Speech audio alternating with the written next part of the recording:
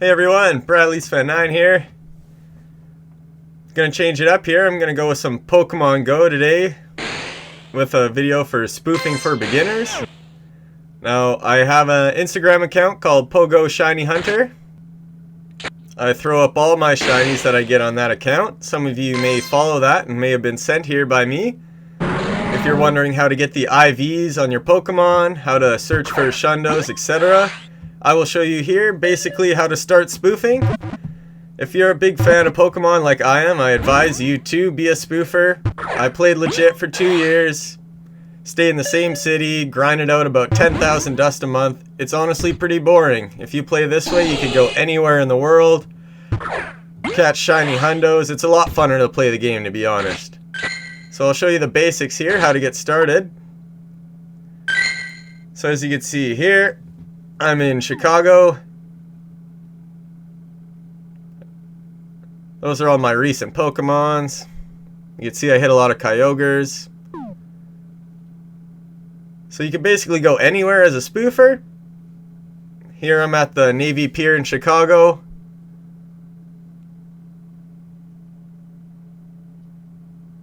This is the map here. This is my GPX that I have. I'm just going to clear that. A GPX lets you walk around without actually using the toggle. It'll automatically walk around the path for you. So looking at the map, you could literally teleport wherever you want. That is free for anybody. You don't have to be a subscriber to iSpoofer for that.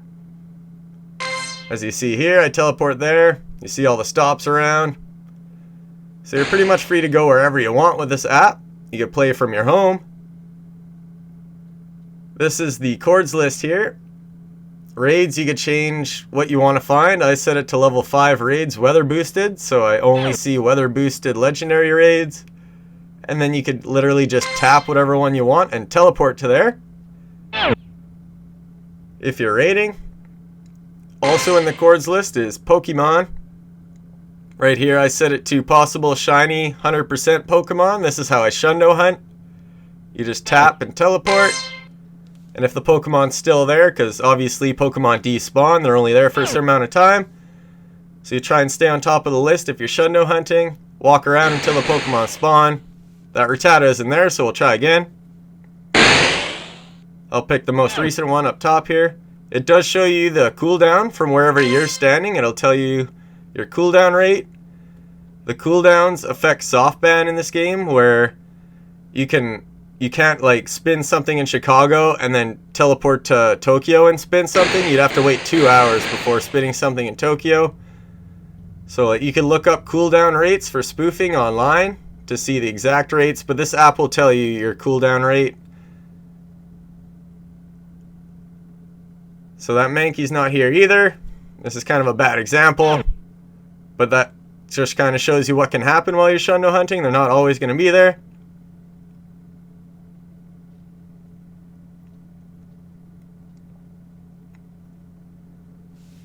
Walking around with your joystick a little bit tends to help make Pokemon spawn faster while doing this.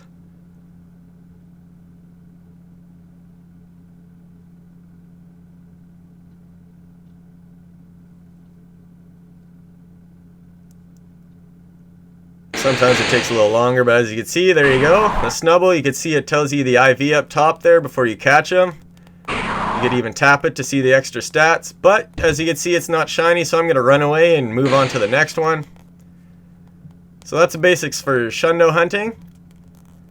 So you can basically just look at the map like this, see where you are, and then you triple tap anywhere.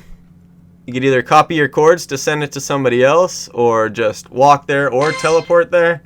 So as you can see, since I caught my last thing in Chicago, I know I'm not cooled down in Chicago, so I could just catch away down here. So I send myself back to the pier. So here I'll kind of show you the quick catch option, one of my favorite things they added to spoofing recently. You just throw the ball, and if it says got ya, you can just hit the run button on the top left, and it'll automatically have your Pokemon in your Pokemon spot. So that's pretty handy, but as you can see here, enhanced throw is one of the options. I like to keep it on greater than or equal to great excellent throws, which means you could just throw the ball anywhere to hit the Pokemon, and the game will think you had an excellent curveball or great curveball.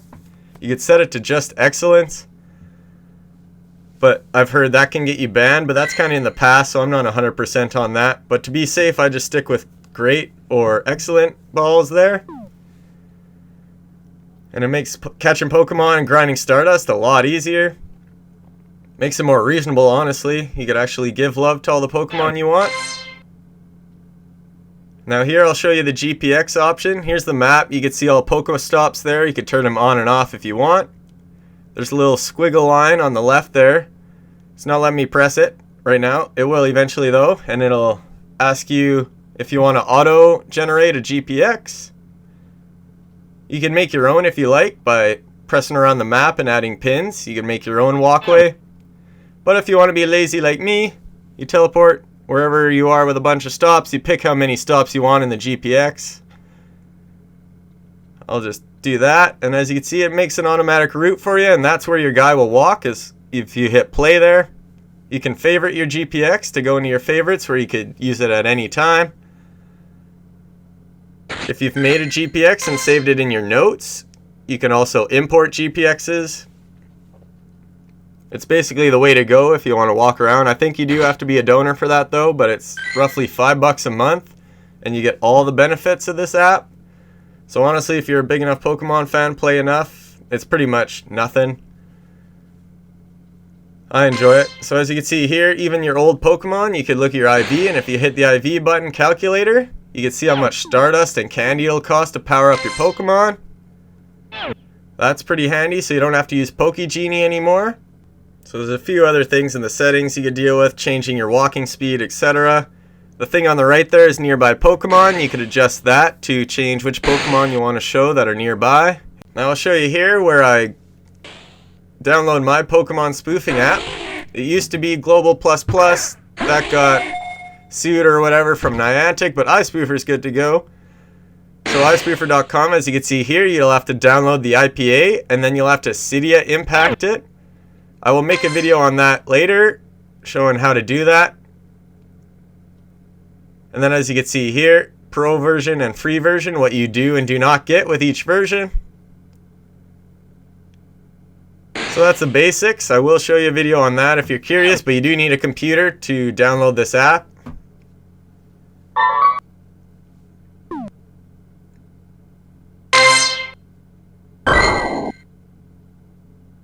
And then also on the chords list that I didn't mention yet, you could look up research as well. I set it to Stardust and Rare Candy, and then set it to nearby. And then you could literally just teleport to the stops that you have the research that you want, so you don't waste your time getting a research that you don't want. You could stack up on Rare Candy research, hatch 5 eggs times 3. Get 3 of those, and then you could get 9 Rare Candy after hatching 5 eggs. As you can see here, I got it all set up, ready to go. And that basically covers everything. The basics, so you get to see your IVs, you get to snipe around, you get to teleport, use GPXs. There's lots of good things to go with spoofing. So if you play enough Pokemon Go, I advise kind of straying away from playing legit and trying out the spoofing, because you will not go back. So thanks for watching everyone. I'll see you in my other videos.